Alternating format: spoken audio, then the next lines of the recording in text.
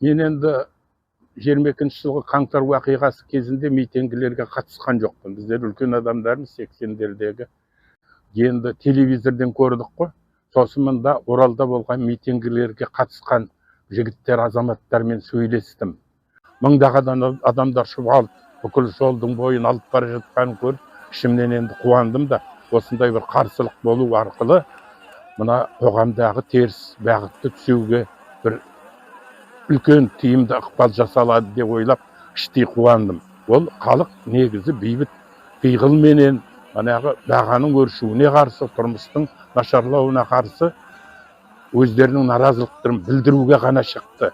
Енді оның ішінде манағы оқ атып халықты қыру үшін әдейі арандатушыларды салған деп ойлаймын.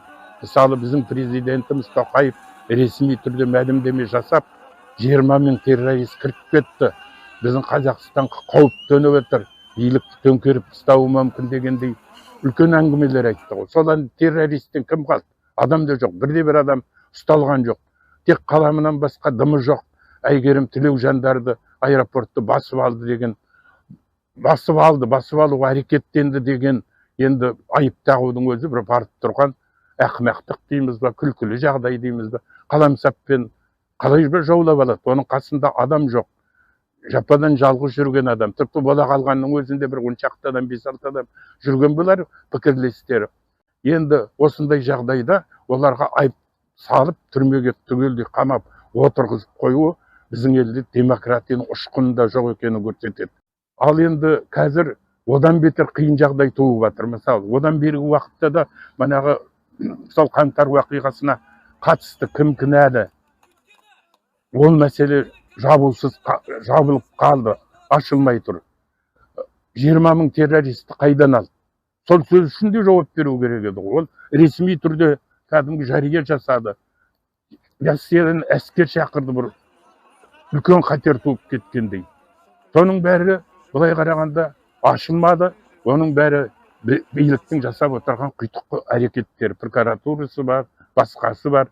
Енді құрттай бірдеңе айтып пікір айтсаң, көшеге шығып, үн қатып, сол өзіңнің наразылығы білдірсең, алады да қолыңды бұрап, желкеңнен түйіп алып барады, қамайды, тығады, соттайды, не масқара. Бізде адамшылықтан айырылдық, кісілік жоқ. Бұл біздің қазақтың баяғы кеңшілік замандарда ұлан байтақ далада еркін жүріп қалыптасқан мінезі, қайсарлығы бәрінің теріске шығып кетті. Бұл біздер сол қасиетімізден айырылдық. Қазіргі бір есептер бойынша халық 6 триллион қарыз алып, манағы несиеге батып отыр дейді ғой. Тұрмыс нашарлап кетті. Қарапайым халықтар, мысалы, доғдырға ауырып сырқаса қарала алмайды, дәрі-дәрмегін ала алмайды. Ол осының бәрі жоқ. Осыны жасымыз ұлғайған, қазір 82-де ғамын, соған қарамастан енді осыны көріп отырып, жанымыз ашиды, шыдай алмаймыз, уайымдаймыз, ұйқымыз қашады. Бізге керегі әділдік. Мына заманда қазіргі әлгі әділдік Қазақстан орнатып жатырмыз деген сөздің бәрі бос сөз. Біз халық, қазақ халқы осыған өзімізде кінәліміз. Кезінде жалбақтап, сол билік басына келген Назарбаевты мақтадық.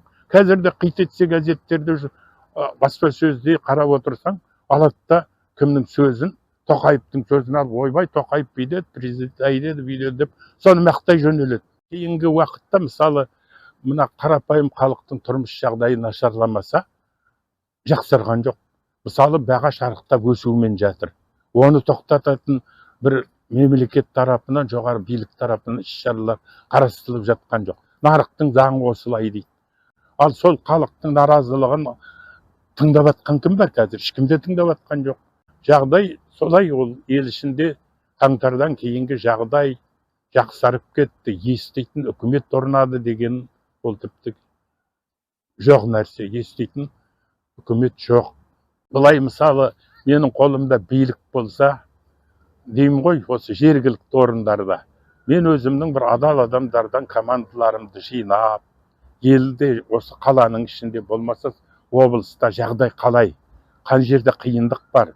Соған ең бірінші өзінің командасын адамшылыққа, кісілікке, халықты сүюге, ұнатуға, соған жәрдем жасауға идеологиялық, мәдени тұрғыдан ықпал ете бастар едім.